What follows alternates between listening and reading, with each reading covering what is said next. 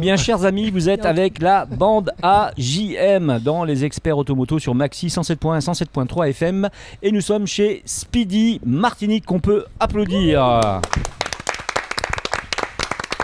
Cette émission vous est proposée grâce à Dodge et Ram, votre nouvelle concession en Martinique, une marque américaine, des marques américaines qui arrivent donc aux Antilles. Elle est zone des Mangles, voiture partenaire de l'émission. Cette concession ouvre mi-novembre. Merci à l'hôtel Batelière qui nous reçoit habituellement. Merci au Crédit Mutuel Anti-Guyane. Merci à Speedy Martinique, bien sûr, qui a 6 centres maintenant en Martinique, dont celui de Trinité qui vient d'ouvrir. Je voulais remercier spécialement Hervé Rouas, le directeur de Speedy qui nous reçoit et qu'on va recevoir nous dans l'émission dans quelques instants. Merci surtout à toutes ces équipes qui sont là près de nous, qui ont préparé le plateau, les studios pour que ça soit possible et confortable chez Speedy. Nous allons parler bien sûr pneumatique, mais pas seulement, car Steven Roseman va recevoir dans un instant Julie de l'association des Gazelles Madinina 972. Elle se prépare avec sa copine, on va dire, sa collègue Barbara. Exactement. Voilà, qui ne sera pas là malheureusement aujourd'hui, elle a eu un petit souci, pour participer au rallye Aïcha des Gazelles au Maroc, qui aura lieu donc comme chaque année dans cette jolie contrée. Alors elle se prépare pour 2023, je crois, on verra tout à l'heure. Exact, c'est ça. Et puis c'est un rallye 100% féminin. Féminin, voilà. Bien sûr, on y reviendra. Puis c'est Éléonore Théodose qui nous parlera pneus et sécurité. Ah, ça c'est une bonne chose, il y a des choses à découvrir de ce côté-là. Thierry Tumerville devait recevoir normalement Patrick Besselot, ça sera pour le prochain coup, c'est pas méchant. Oui, voilà, Patrick, il a eu un impératif professionnel qui a fait que voilà, il sera là lors de la prochaine émission. D'accord, donc c'est pas un souci. Par contre, on a une grosse conversation à avoir en fin d'émission avec les gens de l'ASA Martinique, puisque la course de côte a eu enfin lieu, celle du Saint-Esprit, enfin la première course en Martinique, et pourtant que 8 pilotes inscrits. On fera le point avec Steven, bien sûr, avec Thierry, mais aussi avec Guy Raphaël Pin, président de l'ASAM. On est très heureux de l'avoir, parce que quelqu'un qu'on n'a pas toujours souvent vu sur les plateaux, et il sera avec son bras droit, on peut dire, Gaëtan Absalon, d'accord, qui sera tout à l'heure dans l'émission. Ça vous va tout ça comme programme? C'est pas mal quand même. Absolument. En plus, Steven, on peut quand même parler vite fait de la course. Bon, toi, ton objectif, c'était de sortir la voiture. J'ai été très rapide, je crois, parce que je suis sorti. Je l'ai sorti vite et je me suis arrêté très vite aussi. Bon, 2 montées quand même. Donc, non, une montée. Une montée seulement? Ouais. Et Karim n'a pas fait la sienne finalement. En fait, on a fait chacun une montée d'essai. Oui, voilà, d'accord. Et puis, on s'est rendu compte que la voiture avait le Covid, donc on a arrêté, on a profité d'arrêter. Ah ouais, ça arrive. Donc, dans ces cas-là, il vaut mieux savoir s'arrêter. Exactement. De toute façon, c'était une préparation pour toi, évidemment. Non, mais après, c'était, comme j'ai dit au début dimanche. On était ensemble dimanche. Voilà, pour moi, c'était pas vraiment une course, c'était plutôt un essai grandeur nature. Et justement, ça a prouvé que c'était vraiment un essai pour nous. Exactement. Donc il faut savoir préparer sa voiture pour être. Elle était prête. Elle était prête. C'est comme ta batterie, tu démarres ta batterie et elle s'arrête après la voiture. Donc voilà, c'est un peu. Voilà. Ok. C'est tant que tu l'as pas fait, tu peux pas savoir. Tu peux pas savoir. On est bien d'accord. Hervé Rouas, le directeur de Speedy Martinique. Ça me fait plaisir qu'on le reçoive parce que depuis tout à l'heure tu leur parles mais tu me regardes pas. Donc vu que Monsieur Rouas se rasseoir là. Non mais j'oublie qu'il y a donc Jimmy ça me fait plaisir. Depuis la semaine dernière il est puni. Je pense qu'il est un peu discret aussi parce que j'ai failli pas venir, j'ai entendu Midas tout à l'heure. Oui. En plus bon. On s'est regardé avec gros yeux avec Éléonore. On prolonge ta punition. Franchement, comme il est fair play, c'est incroyable. Ça fait ressortir le nom Speedy. Ouais, ça fait ressortir le nom Speedy effectivement. Jimmy, en plus de ça, t'as un souci, c'est que t'as mangé énormément de gâteaux quand même. Mais ça va pas, non, je te permets pas. J'ai mangé ce qui restait. Alors, la semaine dernière. On se tourne la semaine dernière. On se tourne un instant vers Hervé pour connaître un peu finalement la stratégie du groupe de Rénal concernant Speedy. Est-ce qu'il y a des nouveautés? Est-ce qu'il y a des choses qui vont arriver sur le marché? Est-ce que les magasins se développent d'une autre manière que ce dont on sait déjà, c'est-à-dire plutôt la partie pneumatique d'un côté, puis l'autre partie centre de réparation? Est-ce qu'il y a des nouveautés dans tes magasins? Alors on a déjà une ambition de développement, on en parlait la semaine dernière, pour aller au plus proche des automobilistes et faut pas oublier qu'on fait un métier de réparation et donc d'anticipation, mais on fait aussi un métier de panne et il vaut mieux être tout près des personnes lorsqu'elles ont besoin de nous. Donc notre volonté est d'agir sur ce développement. Et puis on a aussi des développements de gamme de produits, de marques, de logistique. Vous êtes dans un entrepôt qui est très récent et qui a permis de pratiquement doubler la capacité de stockage de pneumatiques. Et donc, surtout par les temps qui courent, on en parlait la semaine dernière avec Thierry Lozéa, mais nos containers sont un peu éparpillés partout et c'est très compliqué actuellement. Donc c'est bien de pouvoir anticiper et stocker un maximum. Et puis dans les gammes, des prestations niches comme le décalaminage. Donc là, c'est plutôt de l'écologie.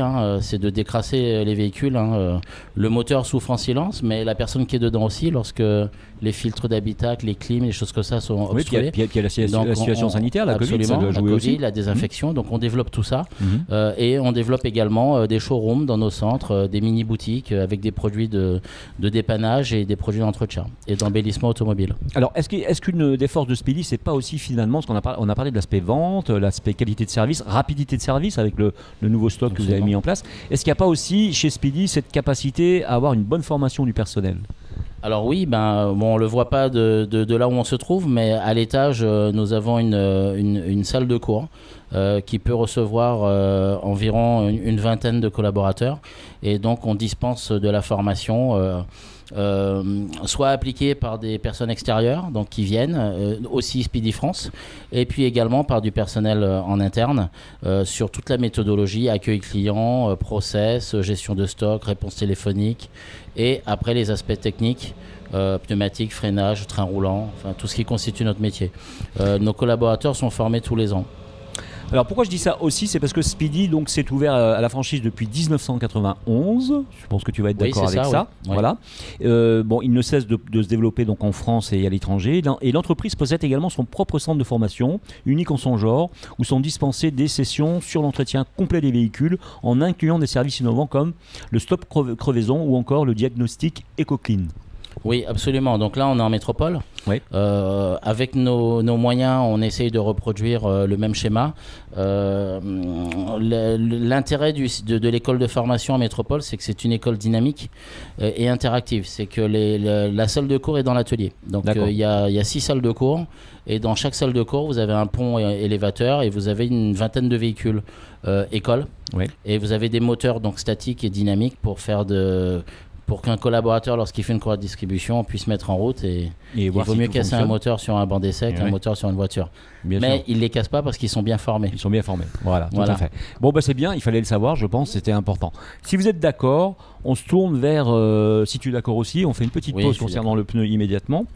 Et on se tourne vers Steven Roseman, qui a eu une super idée, c'est de recevoir quelqu'un, normalement un couple de jeunes filles qui se sont associées, donc je veux parler de Julie et Barbara, qui se sont associées pour essayer de participer et tenter de participer, elles vont le faire sûrement, au rallye Aïcha des Gazelles, qui est un rallye qui est maintenant connu, qui existe déjà depuis un certain nombre d'années, qui se situe au Maroc. Donc on va recevoir sur le plateau, et je vous demande de l'applaudir, Julie, parce que Barbara n'est pas là aujourd'hui. Alors Julie qui est responsable d'une centrale achat pharmaceutique, elle habite à Sainte-Luce, elle est fille d'un ancien pilote de rallye automobile comme par hasard, comme quoi je veux dire génétiquement ça se transmet tout ça. Hein. Donc c'est une passionnée, une battante et rigoureuse.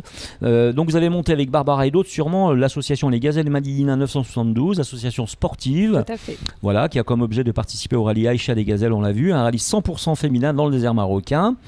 Donc la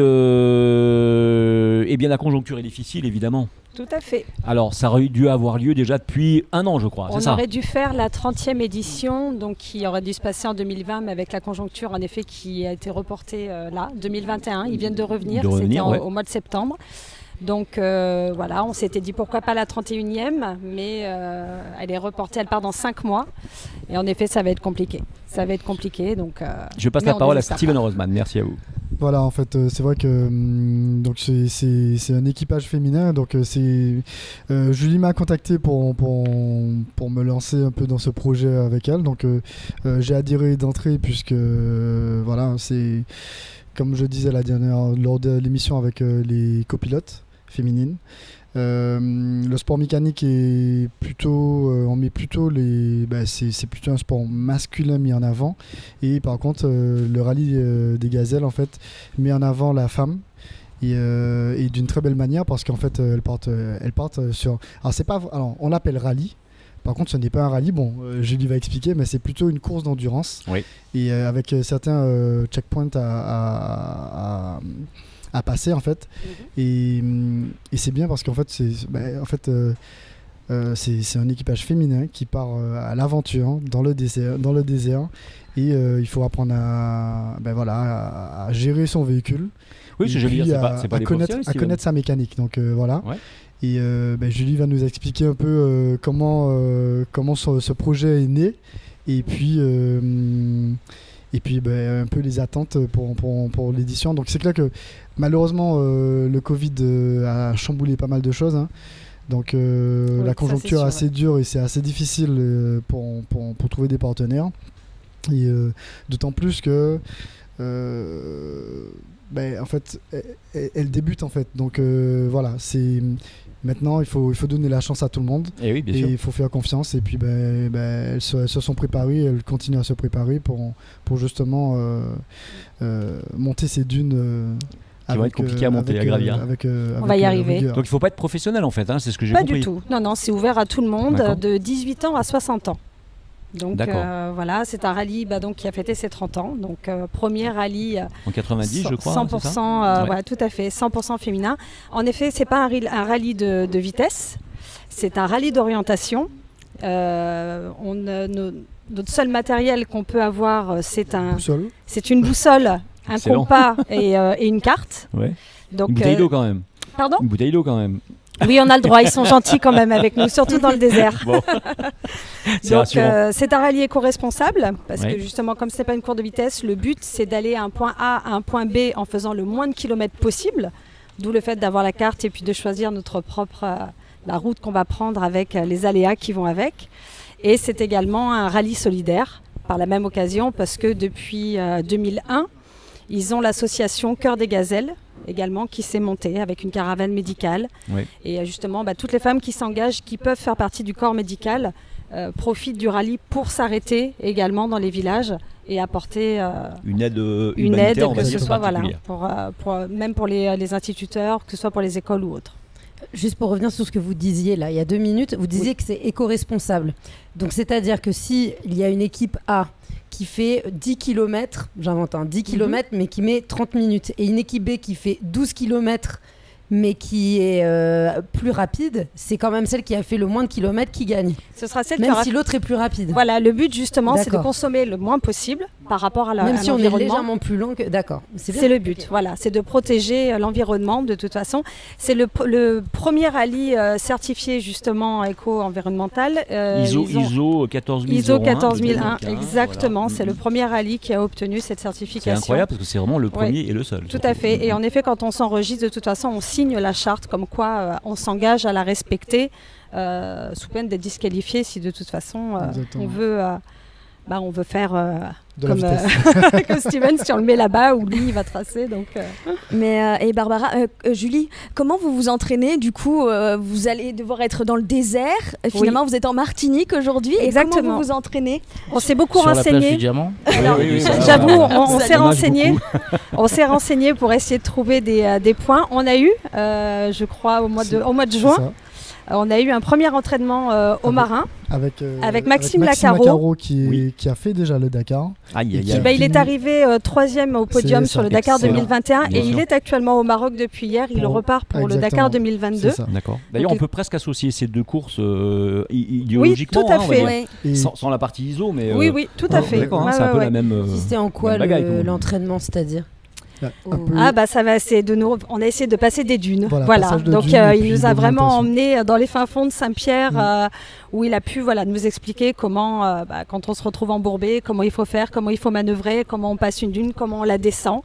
Donc on a eu une journée intense. Pour le coup, on avait un bon professeur. Et puis après, elles ont quand même une semaine avant la course, un stage à valider. Donc, pas forcément une semaine. Ce qui compte, à partir du moment où on est inscrit, de toute façon, alors on a un stage de pilotage et de navigation. Ça peut se faire en métropole, comme ça peut se faire au Maroc. C'est vrai que nous, on voudrait le faire au Maroc, parce que des dunes, ça ne s'invente pas, ça s'apprend. Donc nous, si on peut, bien sûr, on le fera. Ouais. Alors, c'est un des seuls rallyes où on n'est pas obligé de venir avec sa voiture. Exactement. Alors, on peut nous parler justement, tu peux nous parler des voitures justement. Alors, quel type de véhicule vous allez adopter, on va dire? Nous, on partira de toute façon sous la mention 4x4. Aujourd'hui, on peut partir donc 4x4, on peut partir en camion, on peut partir en quad, on peut partir en buggy, on peut partir en moto. C'est toujours un binôme, quoi qu'il arrive. Thierry a été refoulé l'année dernière parce qu'elle n'avait pas compris que c'était que pour les filles. Donc il était avec son camion, mais l'année dernière on lui a dit non. C'est ça. Voilà, donc on peut partir avec son propre véhicule. Oui. Beaucoup de gens de métropole viennent avec leur propre véhicule. Oui. Ou après, bien sûr, on passe par des personnes, des loueurs qui sont habilités pour nous préparer le véhicule. Voilà, puisque le véhicule est quand même, il est vérifié, il y a un contrôle technique dessus. Il y a une prépa spéciale, je suppose. Voilà. Il y a une préparation spéciale et de toute façon, il y a une équipe au bivouac tous les soirs. Quand on rentre, de toute façon, toute la nuit, il y a des gens qui sont là pour... Alors, ce que je voulais savoir, c'est est-ce que les mécanos, je vais te laisser parler, Léonore, est-ce que les mécanos sont des mécaniciennes? Il y a les deux. Il y a les deux. Voilà, donc c'est quand même mixte, on va dire. Oui, c'est mixte. Il y a les deux. D'accord. Oui, tout à fait. Léonore.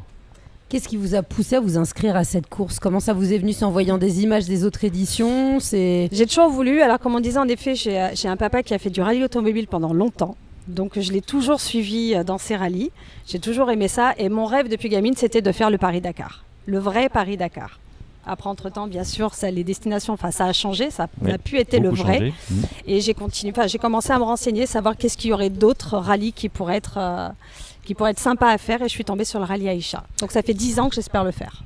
Parlons 2 secondes de Barbara, votre collègue, donc finalement, binôme, elle, pareil, elle est impliquée au même titre que vous. Tout à fait. L'objectif, donc, c'était d'être deux, d'avoir la même préparation. Oui. Est-ce qu'il y en a une qui est pilote plus que l'autre ou vous pilotez chacun votre tour? Non, on va piloter chacune notre tour. D'accord. Donc, un coup à l'orientation, un coup au pilotage. Voilà, exactement. Ça dépendra des terrains sur lesquels on sera. Voilà. Après, Barbara est un peu plus partie droite copilote. Donc voilà. Mais après, oui, non. J'avoue, c'est un peu mon bébé ce rallye. Voilà, c'est ça. Donc voilà, c'est ça. Après, bon, c'est clair qu'elle a accroché au début, donc il faut pas baisser les bras.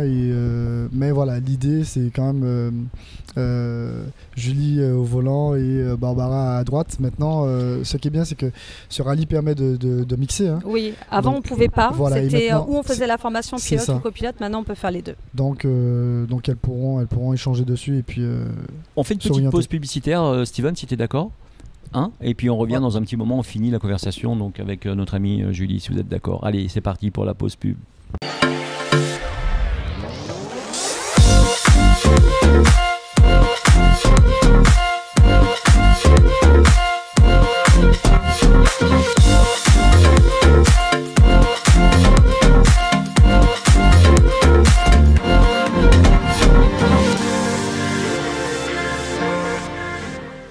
Allez, vous êtes de retour avec la bande AJM et les experts automoto sur Maxi. Vous le savez maintenant, nous sommes chez Speedy Martinique.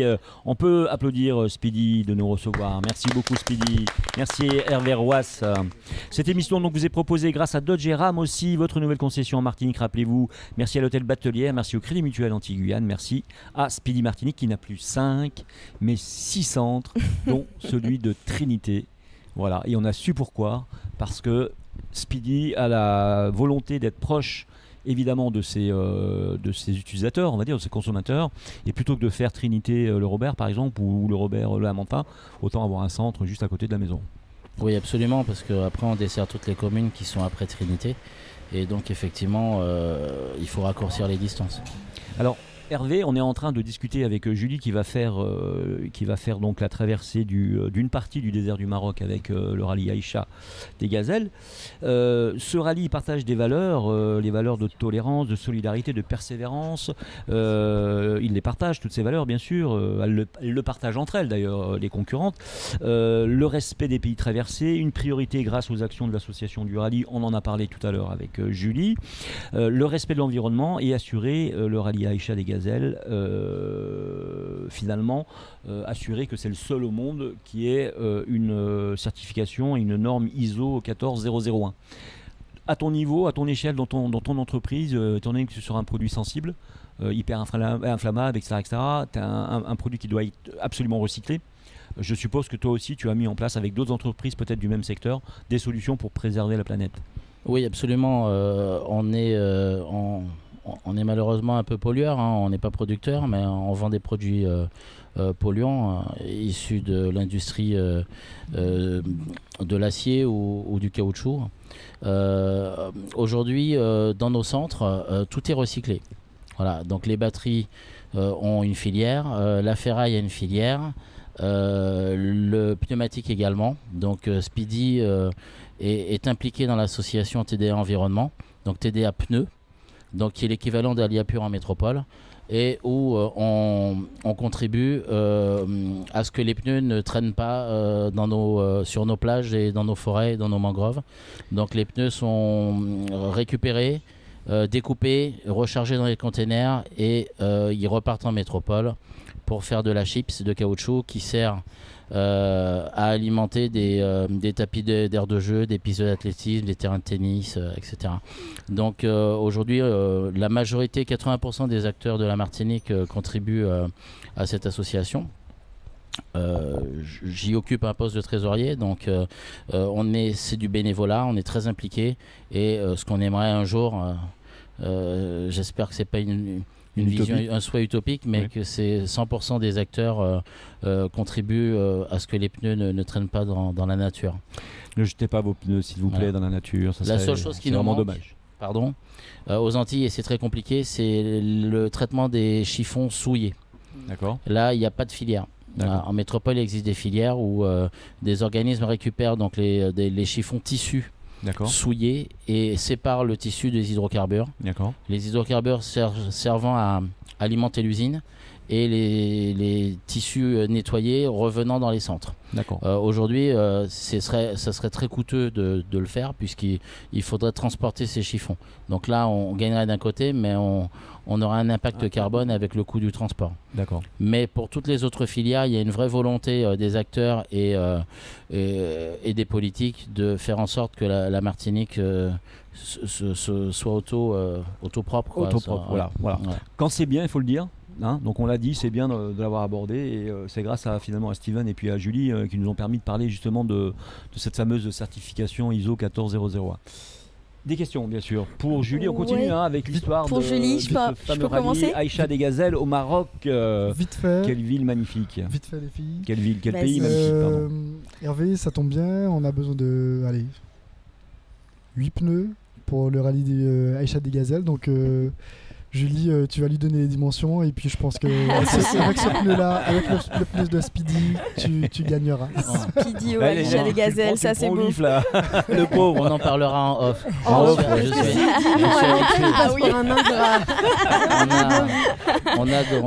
Steven n'oublie jamais de négocier pour son partenariat avec des amis. Il rend service, bien sûr. Je suis d'accord. Il n'a rien à gagner. Lorsque j'ai commencé dans l'automobile, j'ai eu beaucoup d'amis. Oui.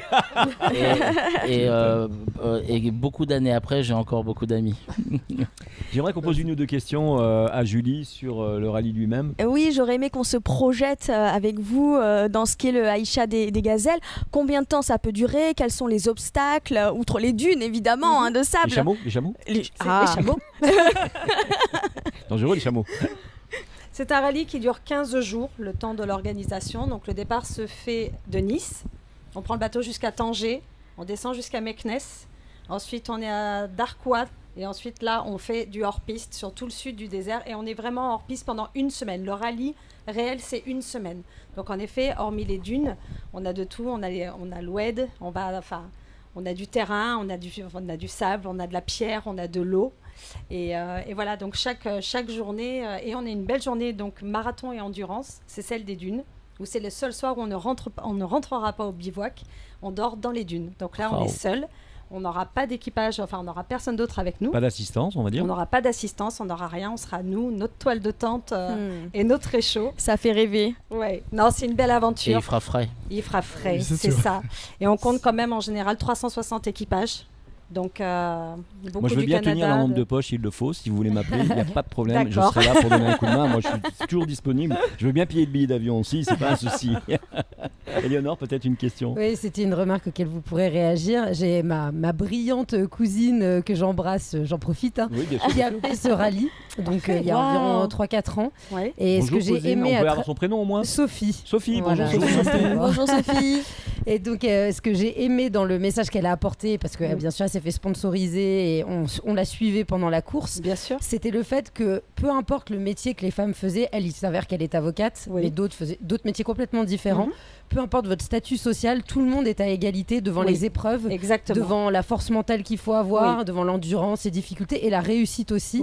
Et j'ai senti qu'elle était vraiment très émue. D'ailleurs, j'ai même la chair de poule d'en parler parce que ce qu'elle nous a fait vivre, on l'a vraiment suivi, on a senti ce partage et je pense que vous allez vivre une aventure humaine avant tout. Je pense vraiment. Avant que ce soit une aventure mécanique, c'est une pour ça aventure que c'est une humaine. passion et c'est un rêve de le faire et je me donnerai vraiment les moyens d'y arriver parce que toutes les femmes qui le font en reviennent changées et c'est un dépassement de soi. C'est vraiment quelque chose d'extraordinaire. Jimmy, pardon. Non, vas-y. Jimmy. Alors, ce que j'aimerais savoir... vous êtes le premier équipage martiniquais à participer à cette course-là? Non, il y a eu un équipage qui est parti en 2012. Le premier équipage de Martinique, c'était en 2012. Ouais. D'accord. Et à l'heure actuelle, n'importe quelle femme antillaise résidant en Martinique peut adhérer à l'association pour pouvoir espérer participer. Alors, nous, on a créé notre association. Moi, c'est une association que j'avais créée avant même d'avoir mon binôme parce que mon objectif étant de toute façon de participer à ce rallye. C'est mieux de créer une association. Oui. Il y a des gens qui ne le font pas forcément, mais c'est vrai que par rapport à la recherche de sponsors, c'est beaucoup plus facile pour ceux qui deviennent partenaires. Mais après, c'est ouvert à tout le monde, bien sûr. N'importe quelle femme de 18 à 60 ans. Donc elles peuvent se rapprocher de votre association éventuellement. Elles peuvent aussi le faire, tout à fait. C'est un beau message, je pense. Quand oui, même. oui, tout à fait. Steven ? Non, vas-y.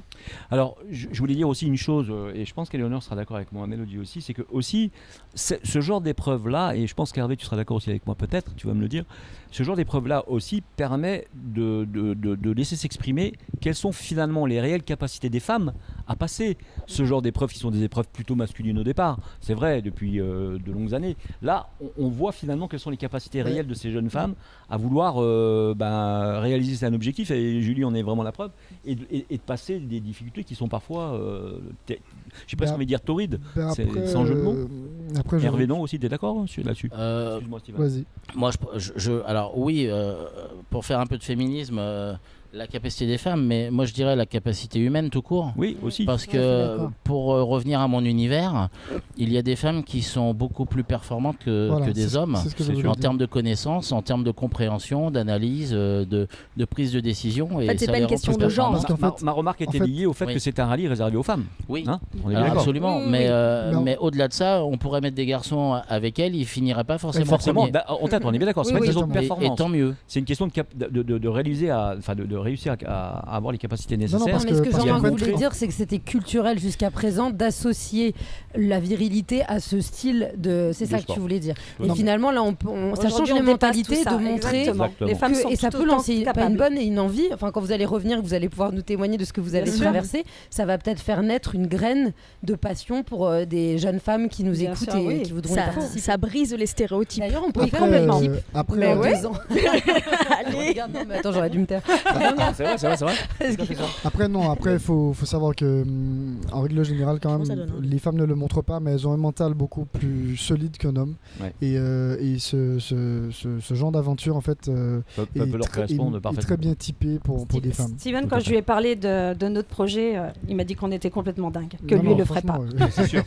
Et je l'ai dit, parce que moi, je ne me vois pas. Ce qu'il faut souligner aussi, c'est l'existence du rallye, parce qu'il y a quand même quelqu'un un jour qui a eu le courage de le faire aussi. Et certainement contre vents et marées, quoi. Oui, c'est exactement. Alors, justement, puisqu'on parle de sport mécanique, on parle de traverser le désert, on parle du Maroc. Thierry, tu voulais poser une question? Non, je te laisse terminer, je vais poser la question après. Bon, d'accord. Alors, Par contre, bien sûr, et Steven ne me démentira pas, on est dans un sport à risque. Est-ce que Julie, tu as évalué les risques justement potentiels?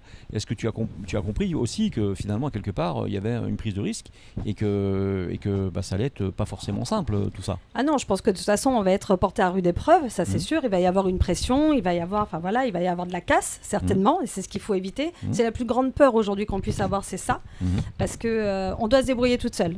À partir du moment où on a une casse, où on a quelque chose qu'on n'arrive pas, on appelle l'assistance mécanique, on est rétrogradé dans le classement. Voilà, ou rétrogradé. On est rétrogradé. Et si on casse, franchement, on est éliminé. Donc c'est ça, c'est là-dessus qu'il va falloir être très vigilante. Il va falloir chaque parcours le prendre comme il faut, être très consciencieuse sur tout ce qu'on va nous apprendre, sur nos stages, surtout sur ça.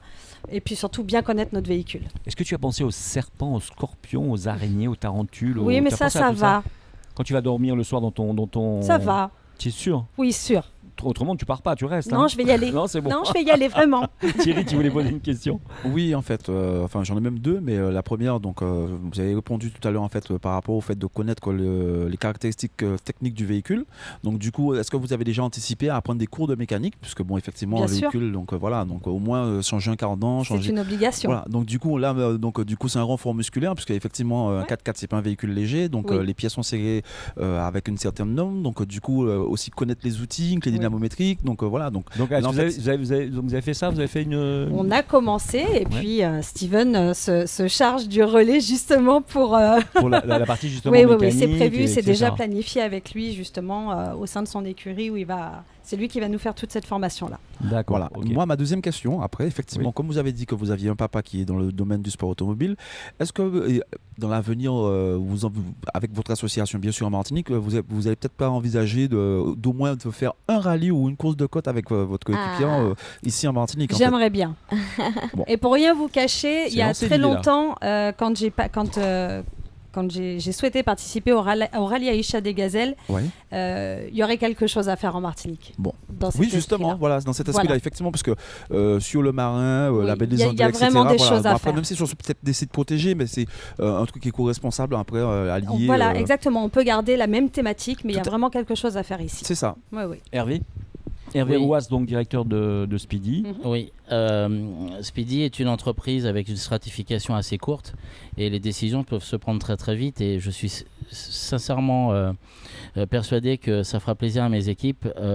Julie, je vous propose, Steven aussi, je vous ouvre mes ateliers. Pour pouvoir venir faire un peu de mécanique merci beaucoup. Avec nous. Merci beaucoup.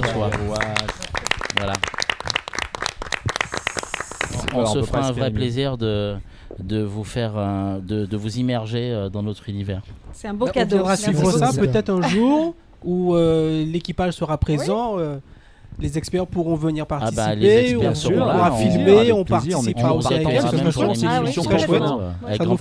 Ça nous permettra de montrer réellement aux auditeurs et aux téléspectateurs sur la chaîne GT Auto comment ça se passe véritablement. Ce serait une bonne idée, je pense. Et vous voyez, on fait la relation avec Thierry Lozéa la semaine dernière, donc pareil, là il m'a invité à aller dans ses ateliers, donc je vais y aller pour essayer de travailler un peu avec lui. Non, excuse-moi, tu as oublié de conjuguer. Nous irons avec toi. Attends. Non, faut conjuguer le verbe. Cette émission elle porte bonheur, moi je trouve qu'elle est vraiment juste géniale. Écoutez, on fait une petite pause publicitaire si vous êtes d'accord, et puis on se retrouve dans un moment. En attendant, donc on va quand même remercier Julie d'être venue nous voir, franchement, merci beaucoup. Bonne chance pour ce rallye. Alors par contre on n'a pas daté, mais on a vu qu'avec la situation Covid, ça ne sera pas 2022, ça sera 2023. Donc vous avez encore le temps de trouver des partenaires et j'espère grâce à cette émission vous en avez trouvé un premier. Mon offre tiendra aussi pour 2023. Ah, c'est très gentil. Juste, génial. Et puis donc franchement bonne chance et puis si on peut vous aider et pourquoi pas faire une spéciale au Maroc, ça vous dirait pas? Ah, ce serait fabuleux. Si tu nous offres le package complet au Maroc, on est juste 12, c'est pas beaucoup. Voilà. Ils font des formules Je vois Hervé qui se liquifie pour les sur son équipages. siège. On a tellement de voyages à faire. On rassure Monsieur de Rénal, non, c'est une plaisanterie. C'est une donnée différente. Mais bon, pourquoi pas. Julie, on peut l'applaudir bien fort. Merci bravo beaucoup. Pour le rallye Aïcha, les Gazelles. Et à très vite dans cette émission avec plaisir. Merci avec Steven d'avoir pensé à inviter cette belle équipe, même si on n'a pas connu Barbara. Mais la prochaine fois avec plaisir. On fait la pause pub, à tout de suite.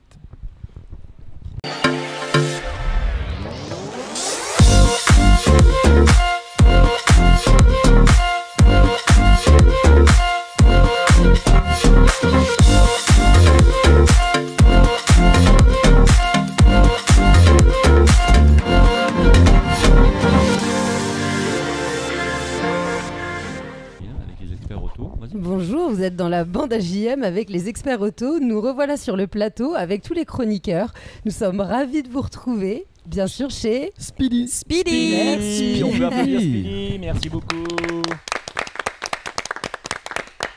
Alors merci Éléonore, on peut remercier Dodge et Ram, grâce à eux nous sommes dans cette émission. C'est la nouvelle concession qui arrive, une marque américaine, c'est agréable, 2 marques américaines en Martinique qui seront zone des Mangles.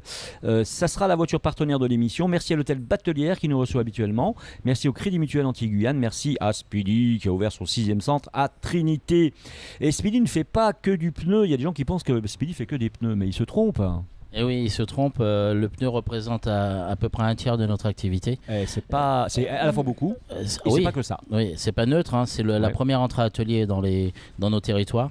Ensuite, on trouve l'huile avec les vidanges et les révisions. Et puis après, tout l'entretien global des véhicules.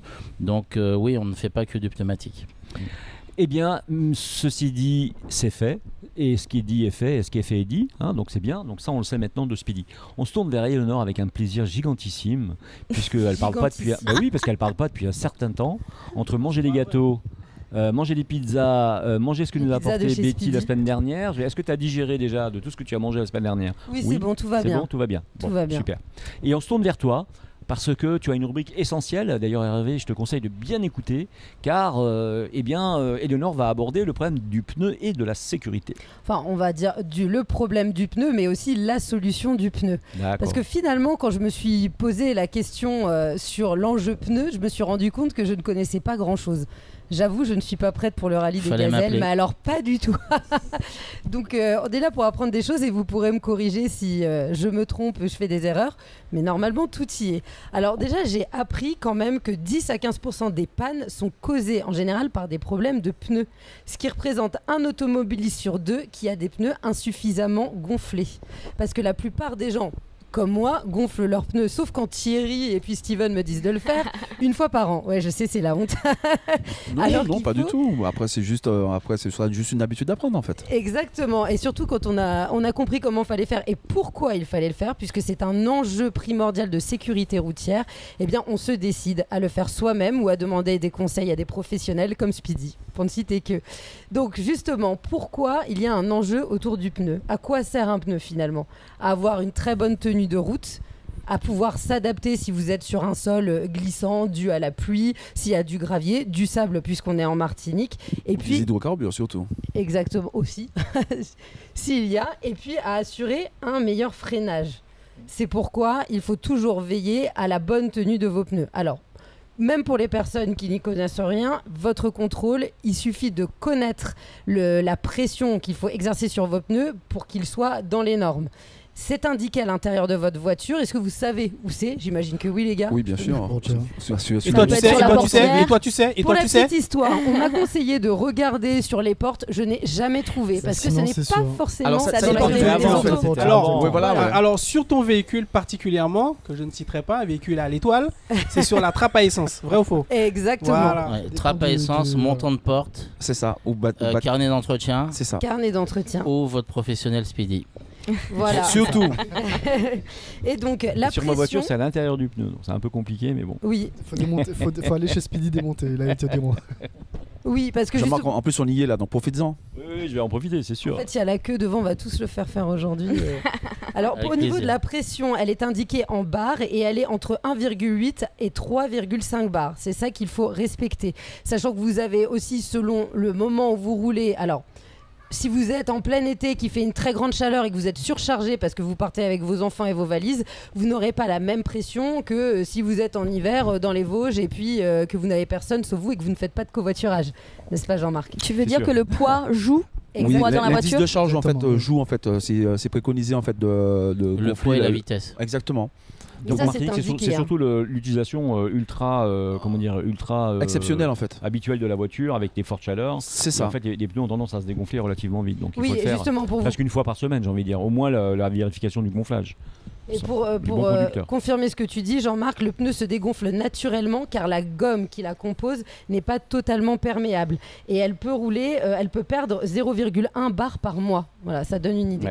Donc, oui. Non, j'allais juste simplement rebondir sur ça en disant, d'où ça commence un peu à venir avec le gonflage à l'azote. Tout à fait. Alors, que risque-t-on lorsqu'on n'a pas assez ou trop gonflé. L'éclatement. Alors ça, c'est l'effet le plus grave. En effet, ça va se détériorer, ça va chauffer et ça peut éclater. Oui, décidément. Une surconsommation de carburant déjà. Tout à fait. Alors ça, avant l'éclatement qui est la conséquence la plus grave, il y a une surconsommation d'essence et puis bien sûr un rejet qui n'est pas du tout écologique et qui va jouer. Et une surconsommation du pneu aussi. Voilà, en fait, prématurément. Tout à fait. Moins vous êtes gonflé et plus vous risquez aussi d'abîmer votre pneu. Et s'il est trop gonflé, ça va s'user sur la bande puisqu'il y aura moins d'adhérence sur la route en fait. Ça va diminuer au niveau de la ligne qui frotte le long de la route. Donc vous avez tout intérêt à faire attention à ce que ça soit pas sous-gonflé ou surgonflé. Est-ce que vous pensez à autre chose ?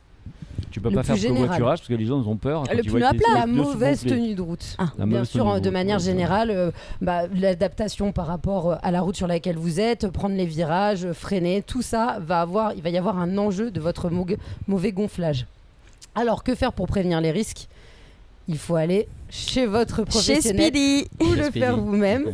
Donc en faisant attention de ne pas surgonfler les pneus, même si vous avez décidé que tous les mois vous alliez être rigoureux, il faut vraiment respecter les indications qui sont sur l'utilisation de votre voiture.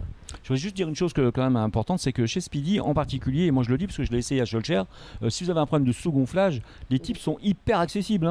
Vous arrivez, vous dites j'ai un petit souci, oui, venez, on va regarder. Voilà, bon, je dis pas ça parce que Hervé est là, mais c'est vrai, c'est honnête. Dans tous les centres, dans tous les centres, c'est une prestation offerte. Voilà, ça fait plaisir. Soit on met, quand les gars sont très occupés, on met à dispo le manomètre et si le client sait le faire, il le fait lui-même.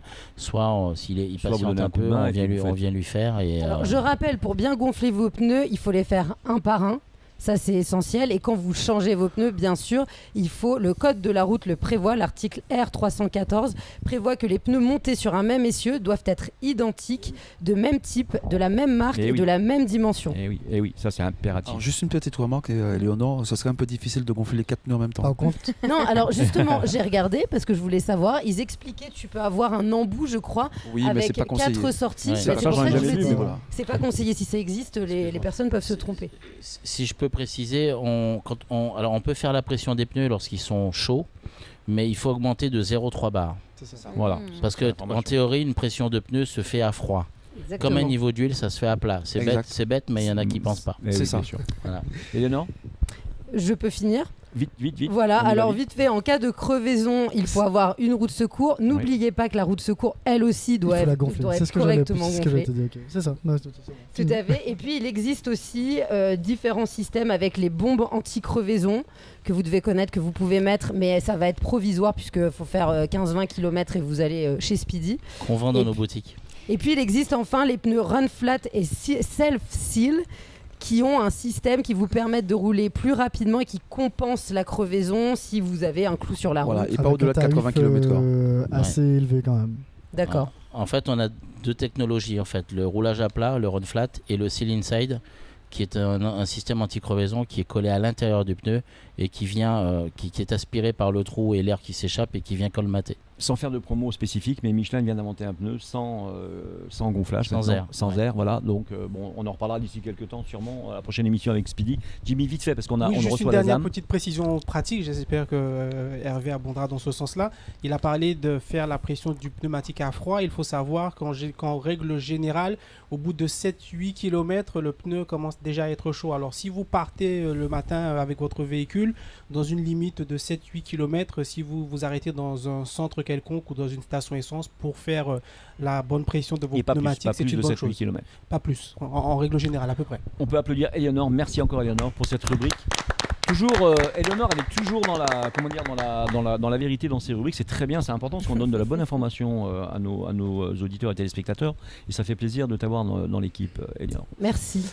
On a eu ce week-end, Hervé, et tu le sais mieux que quiconque, je m'adresse à Steven qui le sait aussi mieux que quiconque. On a eu enfin la première course de côte, donc une première course en Martinique. Alors qu'en Guadeloupe ça a commencé déjà depuis un certain temps. Exactement. Bien sûr lié à la situation sanitaire qui était compliquée. On a eu la ZAM pour commencer, a eu une première autorisation pour monter la course de côte de Saint-Esprit. Nous y étions avec GrandAutomobile.fr. Vous pouvez venir voir les vidéos sur le site. Mais on reçoit aujourd'hui avec plaisir Guy Raphaël Pain, qui va arriver sur le plateau. Il peut venir avec Gaëtan Absalon. On peut les applaudir très fort. Respectivement président de la ZAM, l'association sportive automobile de Martinique. La ZAM, on peut les applaudir encore si vous êtes d'accord. Et puis Gaëtan Absalon qui est chargé de la communication pour la ZAM, mais pas seulement, hein, il est au service à l'organisation des courses, on va dire. Très heureux de recevoir avec Steven et avec Thierry cette équipe de la ZAM, son président qu'on voit rarement sur les plateaux. Bonjour président. Bonsoir à tous. Bonjour. Bonsoir plutôt, oui, c'est vrai. Désolé pour l'attente, vous avez attendu un petit peu sur le plateau, en dehors du plateau, mais on est là, vous avez vu, on vous reçoit. C'est pour la bonne cause. Bon, c'est pour la bonne cause, tout à fait. Alors, comme je le disais tout à l'heure, une situation sanitaire catastrophique pour le sport en général, mais surtout pour le sport automobile, le sport mécanique, on va dire, globalement. On peut dire pratiquement 1 an et demi d'arrêt, avec plein d'événements. Entre-temps, on a perdu un grand personnage aussi, c'est Clément Marie, bien sûr. On lui rend hommage et on fait un coucou à la famille. Ceci dit, pendant 1 an et demi, quasiment 0 course. Même 0 course, on peut le dire véritablement. Et puis patatrac, finalement la préfecture accepte avec un régime strict, bien sûr nécessaire pour se protéger de la Covid-19. On vous donne les autorisations et vous arrivez à organiser la course de côte du Saint-Esprit le week-end du rappelez-moi la date. J'ai perdu la date de tête. 24 octobre. Du 24 octobre, voilà, tout à fait. Ça a été une course très bien organisée, parfaite.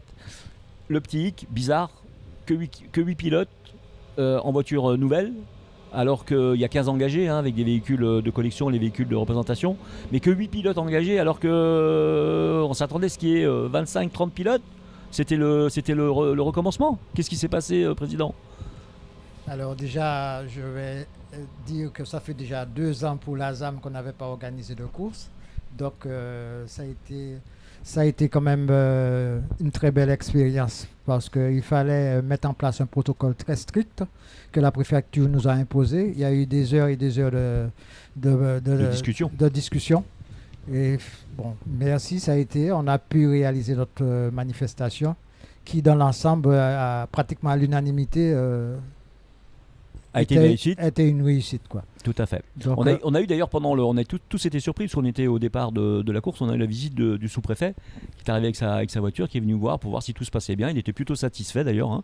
Il a vu que tout le monde tenait son masque, tout le monde était bien. Steven, tu as vu, hein ? Exactement, puisqu'il faut savoir que les autorisations ont été données, mais en gros, c'était une course test. Oui. Et donc bien sûr, le sous-préfet est venu vérifier que toutes les recommandations ont été bien validées. Et oui, dans l'ensemble, il a été très surpris. Satisfait. J'étais là, on a enregistré quand il a parlé, il était content. Hein. Non, franchement, oui. Donc, il avait de quoi être fier quand même, parce que c'était précurseur. Ça présage que du positif pour les autorisations futures.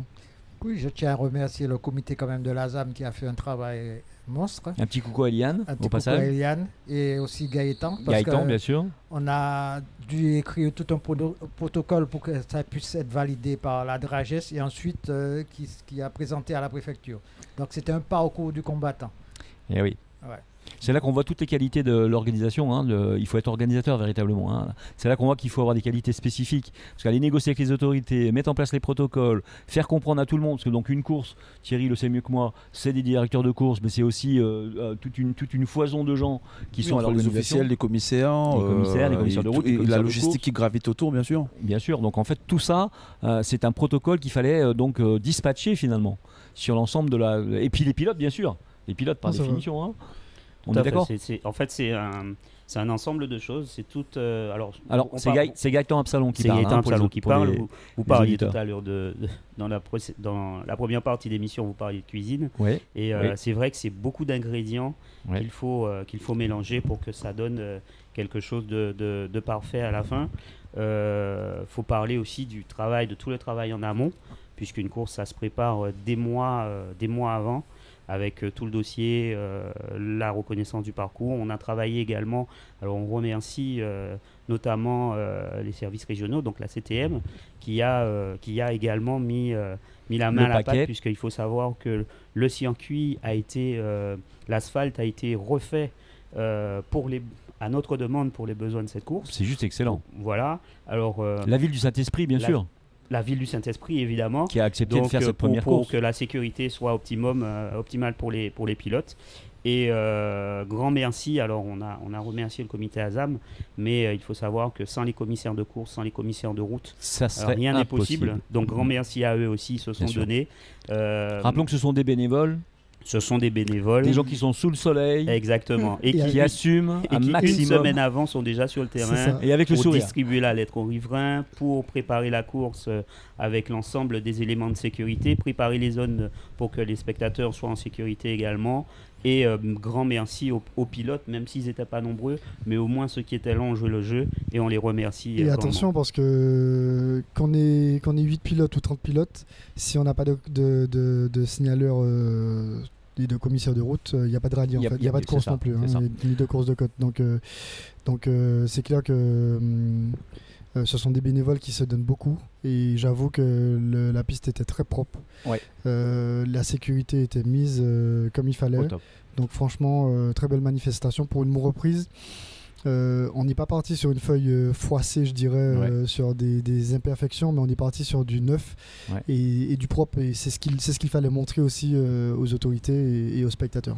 Et je veux profiter, alors je vais faire mon Jean-Marc juste 5 secondes, mais je vais demander à ce qu'on applaudisse quand même tous ces bénévoles qui nous ont aidés pour cette course. Entièrement d'accord. Bravo à eux et merci. Alors moi je vais faire mon Jean-Marc aussi, je vais me retourner vers Steven. Et Steven, quand tu roules à une vitesse folle normale, puisque tu es en compétition, est-ce que toi c'est juste une question comme ça, est-ce que tu les aperçois les gens qui font la sécurité, tu les vois les gilets jaunes ou tu es vraiment sur ta course et tu t'es vraiment axé sur ta route, ou tu arrives quand même à jeter un œil, savoir que tel gars est là ou tel gars est là? Non, en toute franchise, alors ça dépend de l'être humain, hein. Il y a des pilotes qui arrivent à distinguer et voir, voilà. Par contre moi mon regard n'est pas sur le public. D'accord. Et donc non, par contre lors d'une course de côte, l'avantage qu'on a, c'est qu'il faut faire demi-tour et redescendre. Et donc là, on a une vitesse réglementaire qui nous permet de voir le public et de voir aussi les signaleurs. Et c'est vrai que là, en face de moi, j'ai quand même un équipage, voilà, pilote-copilote. Pilote-copilote, ils ont pas mis leur combi et tout, mais en fait, ils vont acquiescer aussi, c'est que ces personnes en fait qui ont ce fameux gilet que tu dis sont souvent oubliées en fait, de par les pilotes et de par les équipages. Pas sur grandautomobile.fr, je tiens à signaler. Par contre, c'est vrai que nous on fait toujours des images avec ces gens-là, toujours. Et en fait, c'est vrai que ça, une course de côte, en fait, ça les met quand même en valeur parce que on a le temps de redescendre, de les saluer. C'est ça. Et juste un bonjour, hein, ça mange pas de pain, mais ça fait plaisir en fait. Voir que le pilote il te dit bonjour. Voilà, donc voilà. Et après, je vais faire mon Jean-Marc maintenant parce que allez, franchement, chacun son tour. Voilà, franchement, dès le matin, je peux te confirmer que tu étais présent. Et que par contre tu t'es suivi en direct et franchement c'est génial parce que tu as mis en avant un point qu'il faudra se pencher réellement, les trois ASA de la Martinique, c'est que les associations se battent pour mettre en place des courses et par contre un nombre franchement phénoménal de 8 pilotes, je trouve que ça fait beaucoup pour une course de côte et tu es quand même venu pour filmer et mettre en avant ce manque de pilotes et cette course que les spectateurs ont pu vivre à travers, parce que il faut le dire, la course a été faite mais c'était une course quand même en off. Donc à travers tes images, le public a pu rester à scotcher et suivre la course le dimanche. Bon, ça me fait vraiment hyper plaisir. On peut applaudir Steven pour ça. Moi, c'est pas la peine parce que moi, je le fais avec vraiment passion. En plus, Guy Raphaël, toi, tu es un sacré pilote quand même. Il faut pas oublier que tu es sur les circuits depuis un sacré bout de temps. Donc, tu es président de l'ASAM, c'est du surplus, j'ai envie de dire. C'est du boulot en plus. Mais tu es un vrai pilote. Gaëtan aussi, hein, je veux dire, on va pas lésiner là-dessus. Pas encore pilote, mais copilote. Tu m'as dit en interview dimanche un truc intéressant. Tu m'as dit qu'il y aura peut-être une nouvelle course qui va avoir lieu, peut-être en décembre. Alors, est-ce qu'on peut espérer avoir un second événement? Alors, déjà, je tiens quand même à remercier les VHC. Oui, on a oublié d'en parler. Les VHC, parce qu'ils ont quand même fait du beau spectacle. On a également les véhicules de démonstration aussi, je les remercie parce qu'ils sont venus, ils nous ont donné du spectacle. Donc, j'ai mis de faire une manifestation, un rallye au mois de décembre, mais tout dépendra justement on est bien d'accord. de la situation et des Disons pilotes. qu'on a une possibilité dans notre petite tête. On peut se dire que potentiellement il y aura peut-être une seconde course. Ouais. En tout cas, bravo pour cette initiative, même si elle avait été lancée par l'association du Montpellier, c'est-à-dire le MRT, de mélanger les différents types de véhicules. Steven, c'est pas désagréable, surtout en course de côte, d'avoir ce genre de véhicules un peu mythiques qui viennent agrémenter finalement la course à quelque part, parce qu'ils font le spectacle. Et ils ont fait le spectacle. On peut vraiment les applaudir, ces pilotes-là. On peut les applaudir si vous êtes d'accord, parce qu'ils ont fait le spectacle. On a vu des BMW 323i, on a vu des 325, on a vu une Porsche 911 SC, on a vu bien sûr la barquette de Patrick Besseau qui aurait dû être là aujourd'hui, on lui fait un petit coucou, qui va arrêter la barquette qui ressemble un peu à une Formule 1 pour les dames qui connaissent pas trop les voitures. Une Martini MK37 qui est magnifique, cette voiture là, qui part en Guadeloupe, hein, elle a été vendue à Edmond Bicky, voilà, bon, bah, elle part en Guadeloupe, elle a un autre destin. Mais vous, donc merci à vous parce que vous avez fait revivre finalement ce sport automobile que peut-être Clément Marie aurait bien aimé voir redémarrer avant de partir lui-même, puisque lui, le pauvre, il est parti sans voir une course repartir, hein, Steven. Donc finalement c'est aussi un hommage pour lui, hein, ce week-end-là. Hein. Je tiens quand même aussi à faire un petit point d'honneur, je dirais, à un pilote qui devait concourir chez nous, c'est à la personne de Châteauneuf. Oui. Qui malheureusement est décédé aussi dans un accident regrettable en Guadeloupe, un accident qui n'aurait jamais dû arriver finalement, quelque chose. En plus, il était passager, il n'était même pas pilote. Ouais. Donc voilà, c'était regrettable. Voilà, c'est ainsi que les choses sont dites et faites. On arrive malheureusement en fin d'émission. Je suis désolé, Mélodie, tu aurais sans doute des questions à poser, mais on a vraiment débordé. Je voulais quand même remarquer, alors on n'a pas trop répondu à ma question de tout à l'heure, il n'y avait que 8 pilotes, donc c'est un peu dommage, en espérant que pour la prochaine course, les pilotes jouent le jeu. En même temps, on peut le comprendre aussi peut-être, Steven, parce qu'il y a eu le problème de la Covid. Donc il y a des gens qui ont économiquement été touchés véritablement par cette situation sanitaire compliquée. Peut-être que ça a joué. Remercier peut-être aussi finalement l'Azatropique à quelque part, puisque j'ai vu passer un communiqué dès le jour de la course, dès la fin de la course, qui a dit bravo à l'ASAM pour l'organisation. Donc Thierry, t'en fais partie. Bravo, parce que c'est bien que les deux ASAM... on est tous solidaires en fait dans le même chose. Donc c'est-à-dire que le comité, effectivement, on a tenu à remercier effectivement l'ASAM d'avoir fait leur compétition, et puis surtout en fait remercier aussi les pilotes aussi bien en moderne, en VHC et en VHRS d'avoir pu être là ce dimanche. Merci donc Guy Raphaël Pan, merci vraiment d'être venu dans cette émission, même si ça a été court, mais c'était important qu'on vous ait. Bravo à vous pour avoir lancé avec courage cette opération. Merci Gaëtan Absalon, toujours présent, toujours à mes côtés pour toutes les informations. Le pauvre, c'est lui qui prend tout dans la figure. Mais franchement, merci d'être venu, ça nous a fait vraiment plaisir. On peut aussi remercier quand même, et là je vais faire mon Steven. On peut remercier Steven d'être venu à la course, parce que c'est quand même le pilote qui a aujourd'hui l'engin le plus puissant, on va dire, le plus important. C'est celui qui est champion des rallyes pour l'instant. Il est représentatif d'une marque sur la Martinique qui est importante, c'est Citroën bien sûr, et il a fait le déplacement, donc il est venu avec tout son staff. Et j'étais en métropole. Je suis rentré pour la course. Il est rentré pour plutôt, la course. Voilà. Donc c'est quand même exceptionnel, on peut l'applaudir. Alors bien sûr, pour toi, c'est la cavalerie qui est sur... On serait content de revenir au mois de décembre, bien sûr. Avec vous, Guy Raphaël Pan, avec Eliane, avec toutes les équipes, bien sûr, qui nous reçoivent. Merci pour le petit repas. Parce que je ne vous ai pas dit, les filles. Oui, vas-y. Juste une dernière chose. Donc Gaëtan, mettre en haleine Absalon. un peu l'ensemble des passionnés de sport automobile. Oui. Nous préparons la saison 2022 avec des surprises. Oui. Donc on reviendra très vite vers l'ensemble du public. Et j'en profite justement pour remercier le public, parce que sans eux non plus la fête ne peut pas être possible. Donc merci à l'ensemble des amoureux du sport automobile. Voilà. Ils étaient plutôt nombreux. Partager cette fête-là avec. Ils étaient plutôt nombreux et plutôt respectueux des règles. Tout à fait. Et en plus tout le monde a joué le jeu. Aperçu. Donc c'est d'autant plus appréciable de voir que lorsque les choses redémarrent dans un contexte particulier, les gens participent et jouent le jeu, et ça nous a vraiment fait choquer. Et bien ça nous a vraiment fait plaisir de vous recevoir. Vous étiez avec la bande AJM dans les experts automoto sur Maxi, 107.1, 107.3 FM. Je vous rappelle que cette émission elle est faite aussi pour les courses automobiles, elle est prévue pour ça, donc vous revenez quand vous voulez, vous êtes invité, aussi bien vous que l'Azatropique. Nous remercions donc Hervé Roas pour nous avoir reçus dans ces 2 émissions. Merci Hervé. Merci à vous. Est-ce que tu as un mot de la fin ? Le mot de la fin, c'est que l'automobile est un engin de mobilité, mais aussi un engin de passion et de plaisir. Et toutes les personnes ici présentes et qui sont passées dans cette émission et celle de la semaine dernière l'ont bien démontré. Voilà. Eh bien, merci à Speedy, vraiment, merci à toi et Hervé Roas qui nous a reçus avec merci vraiment à gentillesse. Vous de nous faire passer dans votre émission. Cette semaine, nous étions chez Speedy, mais nous allons aller la semaine prochaine chez Dodge et Ram. J'espère que ça vous fait plaisir de rencontrer cette marque américaine. Vous allez voir que c'est assez sympa, avec des camions assez fabuleux. Merci donc à l'hôtel Batelière qui nous reçoit habituellement, qu'on va retrouver bientôt. Merci au Crédit Mutuel Anti-Guyane. Merci à Speedy, bien sûr, avec son 6e centre ouvert à Trinité. Donc allez-y, il y a des offres, il y a des promotions en plus en ce moment. Donc ça vaut le coup de le faire. Merci à Julie et Barbara qui n'étaient pas là de l'association Les Gazelles.